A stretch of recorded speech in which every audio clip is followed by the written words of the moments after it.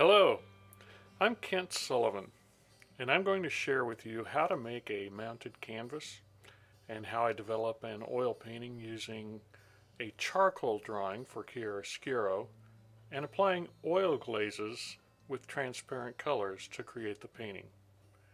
Let's get started. Creating a work of art starts with a good foundation.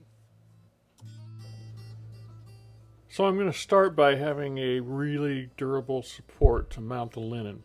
It gives it a firm, rigid backing to the canvas.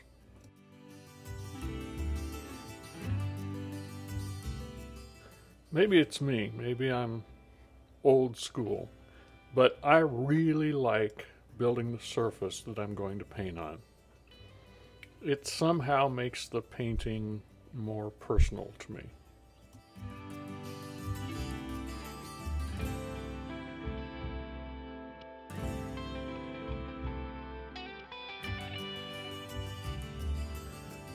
I am drawn to the texture of Belgian linen.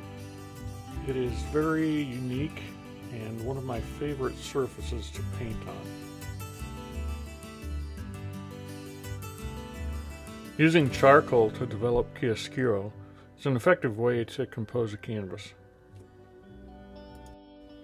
I'm going to seal the charcoal to keep it from smearing.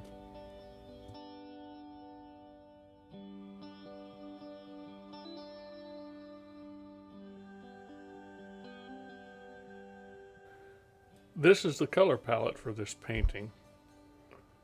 You know, I never get bored with the creation of a new painting. I anticipate with pleasure the creative spirit God gives me.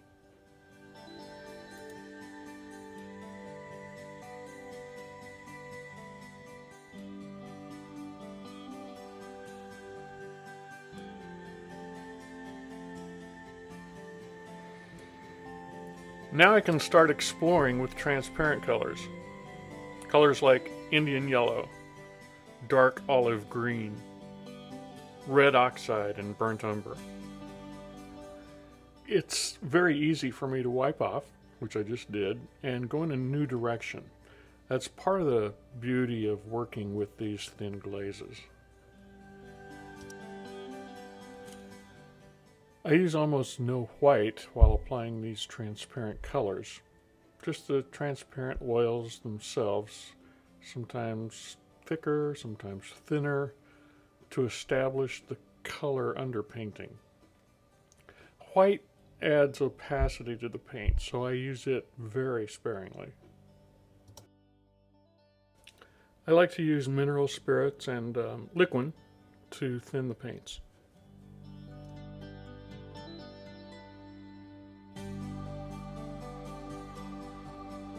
Okay, now it's time to use white. I want the sky to be a pale yellow, so I'm mixing titanium white with Indian yellow to make a nice creamy yellow.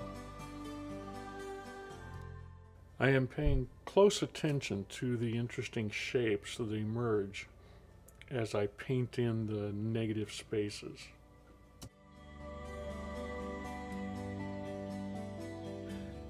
After the underpainting is completely dry, I begin to glaze.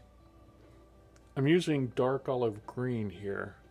I will also use transparent paints like red oxide, hooker's green, and burnt umber.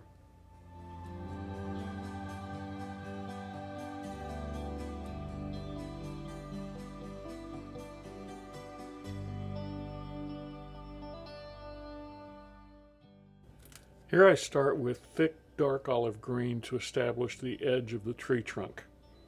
I push it out until it becomes thinner and more transparent. This gives me a lot of control over the development of the painting. Transparent layers interacting with each other make colors that just can't be duplicated by any other method.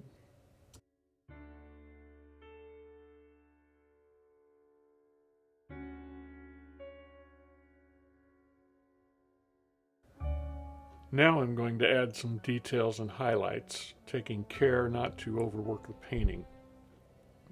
I want to preserve the spontaneous brushwork from earlier.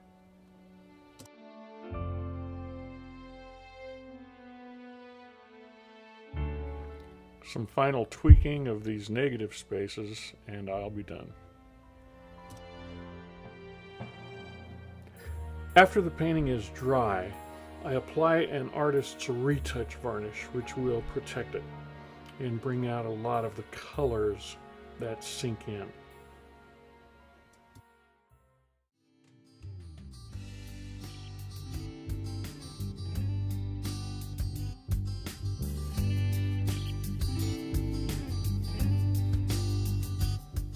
Well, that's it. Here is the finished painting. I hope you enjoyed this short demonstration. To see more of my art, come and visit me at KentSullivanFineArt.com.